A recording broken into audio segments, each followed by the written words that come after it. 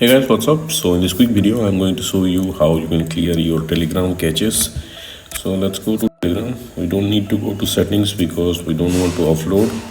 We just want to clear the caches. So open Telegram, go to settings. Here scroll down, you will see data and storage. Tap there. Okay. Now on the top of the screen you will see storage uses. Tap there. Okay, this is the screen where we can clear the caches. You can select what you want to clear.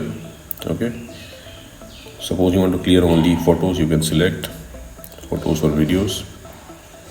Okay, then whatever you select, once you are okay with that selection, you can tap on clear selected. Okay, now you have to confirm clear selected. Okay, some sweeping and your caches is cleared. So that's it guys. Likewise, you can clear your caches on Telegram. No need to offload. So thanks for watching the video guys. See you in the next video.